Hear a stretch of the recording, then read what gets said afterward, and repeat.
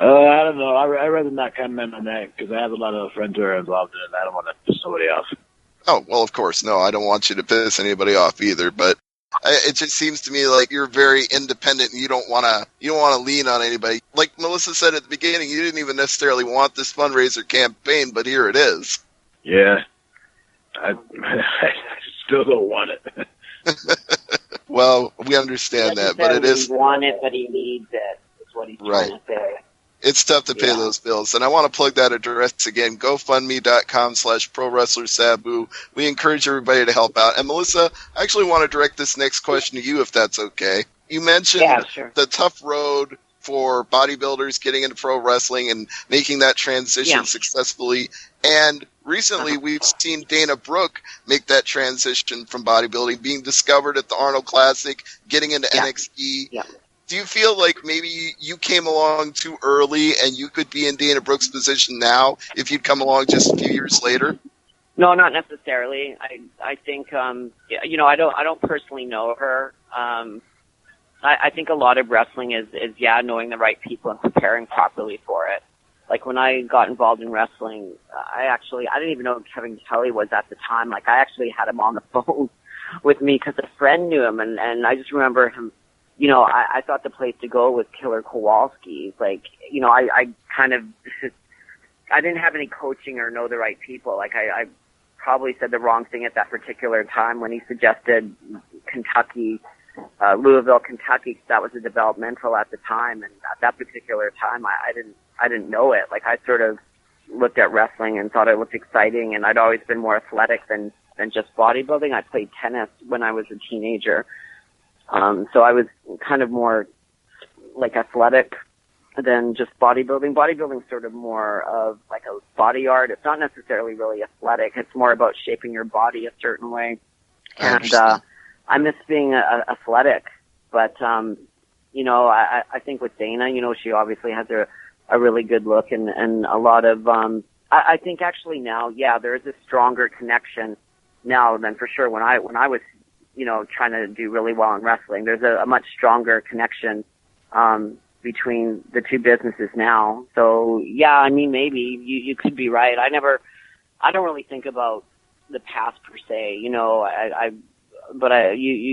could be right. You could be right. There's a much stronger business connection between Arnold Schwarzenegger and Triple H now. So, you could be right. I've never actually really thought of it like that. Yeah, it's just unfortunate with the timing. I don't know how. Go ahead. It could be. It could be because definitely when I was interested in it, there just was not that kind of close a tie as there is now. But like I said, I don't know her individual story, but it definitely in that business, it's good to have a history with people who are in the business or.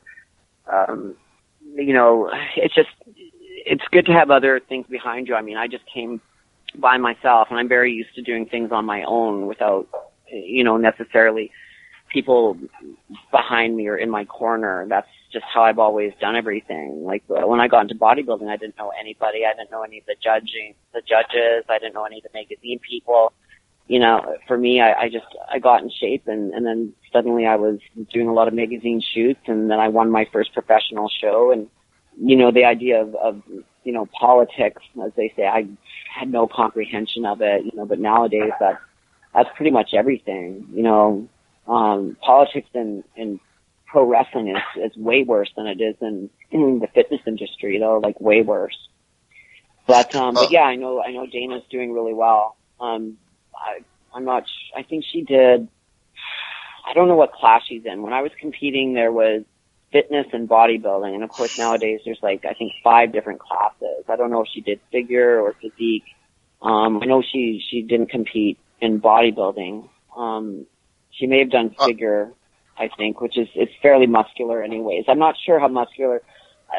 I think she looks good. I'm not sure she's super ripped how she would be, say if she was competing in that, I would have to look at a recent photo. I know she's in with, my old partner. I used to work with Luke Gallows. Now I'm not even sure what names he goes by on WWE now.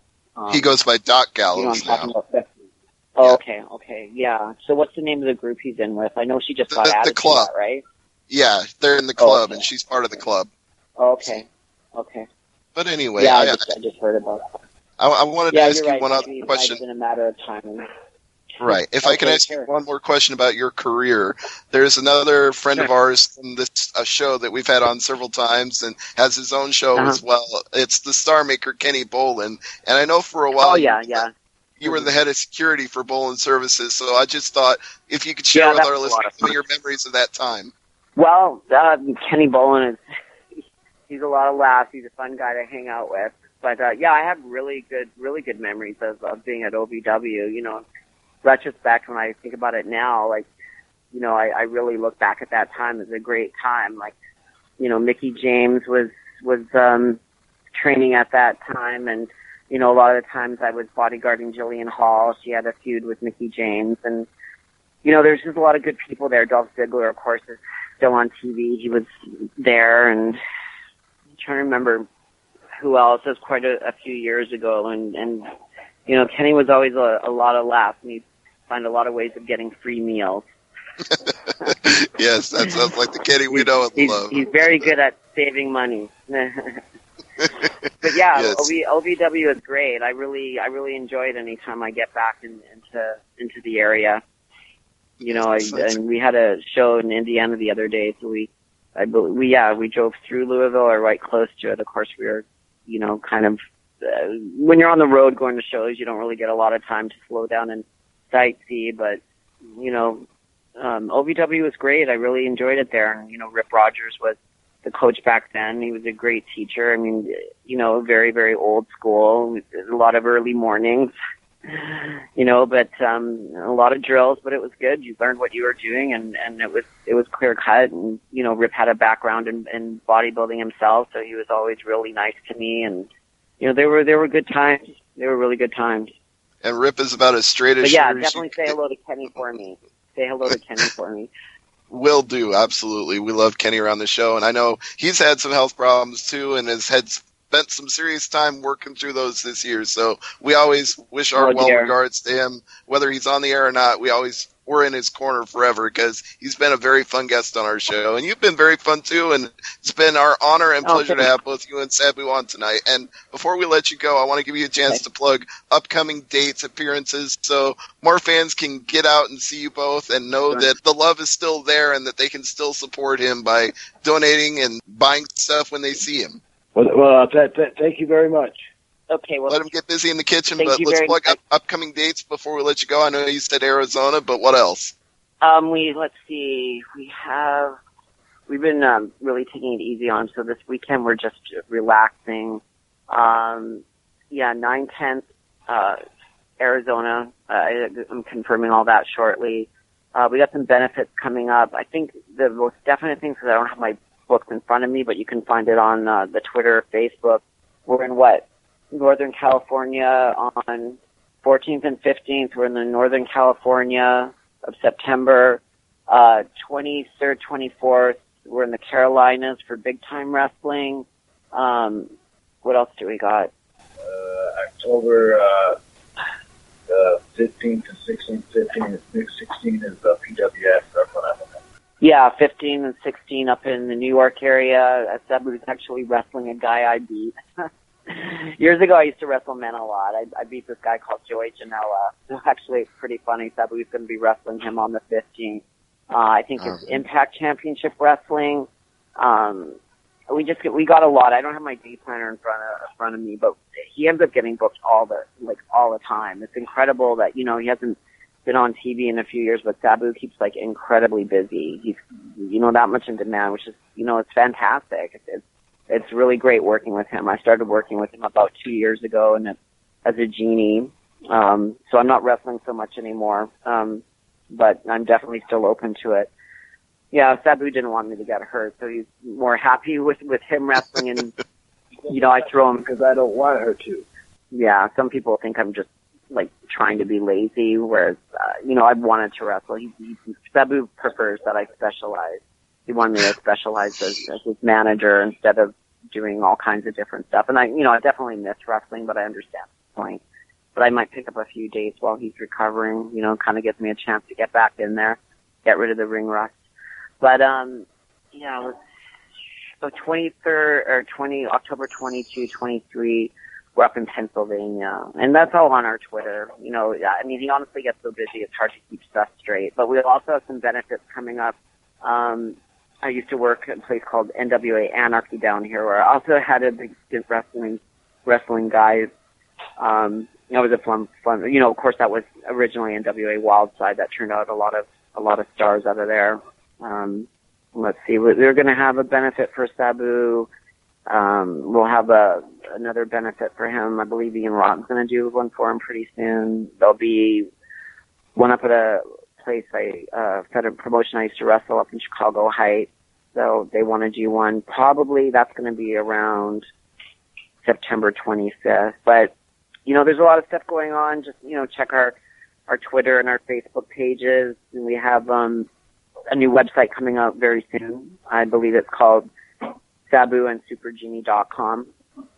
And we have a couple of fan pages, and he's got a couple of his own fan pages. I got a couple of my own fan pages. I need to actually consolidate some of my Facebook pages. But, you know, social media is so popular nowadays. Like, it's all over. We just try to keep on top of it. And that's another thing, too. Like, Sabu and I actually answer all our own messages. We have a little bit of help, but for the most part, when you're messaging on Sabu's page, you're actually getting Sabu and you're actually getting me. So, you know, that's how much he appreciates his fans. He makes sure he talks to them. It's not someone else talking to them, it's him. So, but yeah, check Melissa Coates. I have two Twitters. One is at SuperGenie111.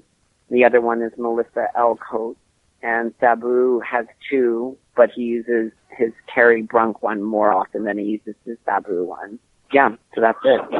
Yeah, so to keep up on the upcoming schedule, check at Melissa L. Coates and at Terry Brunk, and check out their Facebook pages as well. And one last time, I got to say it again, GoFundMe.com/ProWrestlerSabu, and help out if you can. Melissa, it's been a huge pleasure and an honor. Thank you so much for both coming on tonight. You're welcome. All right, cool. Have a good night. Thank you. Good night. So that was Melissa Coates, the Super Genie, and the homicidal, genocidal, suicidal, death-defying man of BCW fame, Sabu, right here on Thursday Night AMP.